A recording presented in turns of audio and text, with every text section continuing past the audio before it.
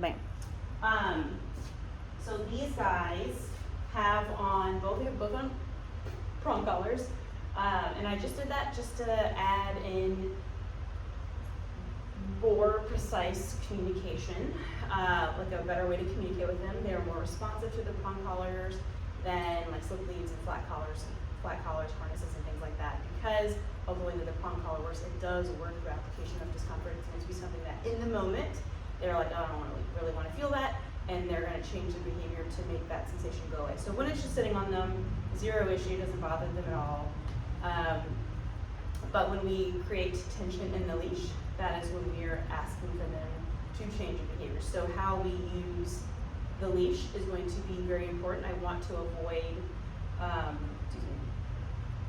pulling and things like that. It should be more.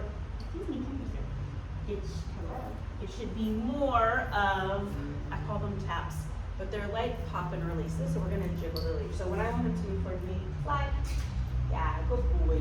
We're going to apply those taps, that pressure. And as soon as they do the behavior that we're looking for, that pressure goes away, and we switch back over to positive reinforcement. We switch back over to our reward words. So they know how to turn that pressure off through compliance by fulfilling the behavior that we're looking for. So again, that kind of goes back to where we're building reliability in behaviors. Every dog is going to go through a situation where there's something cooler happening that they would rather engage with than listening to you. And so when we find a way to communicate properly, like, no, this is what I want you to be doing right now, then we have that relationship where there's that follow through through different forms of leash pressure, spatial pressure, things like that, where we're communicating with the dog, this is how you do this behavior. Even though there's other cool things happening, this is what I'm looking for right now, and maybe there's something in it for you by doing the thing that I'm looking for. Real quick, the prong collar. So Sylvester has on a littler guy, the 2.25 one, and Carl has the 3. No, I don't think it's a millimeter rubber. He got a bigger boy on there, so his is gonna look a little bit different. And this is my reverse camera, so this is my right hand.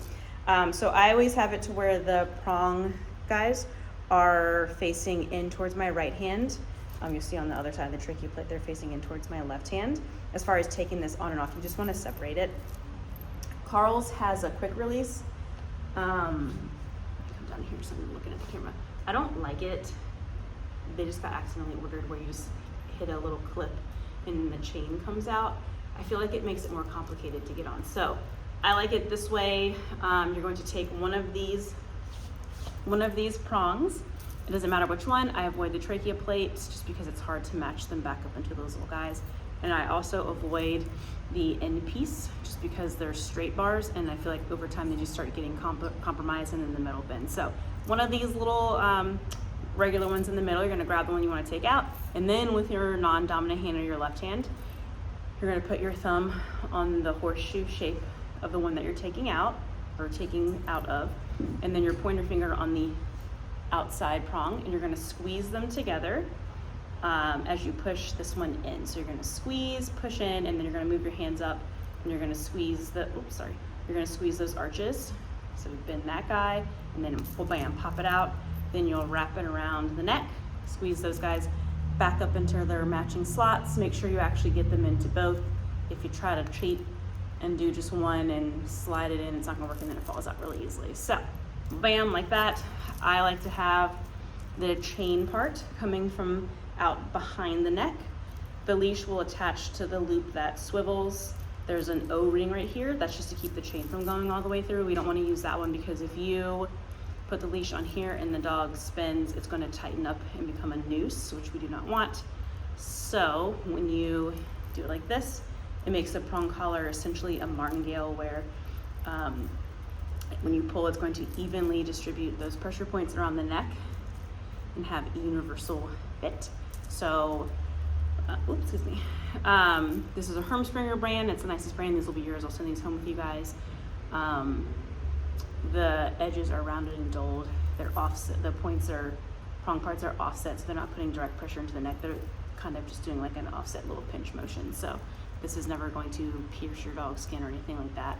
Obviously you would not, but you could dangle hold them up in the air and it's not going to stab. You'll see like the anti-prong pictures and it's like the holes in the neck. That's from embedding, where the collar is left on as everyday wear and the skin glued around it. So this collar should only be on under supervision when you're actively working with the dogs.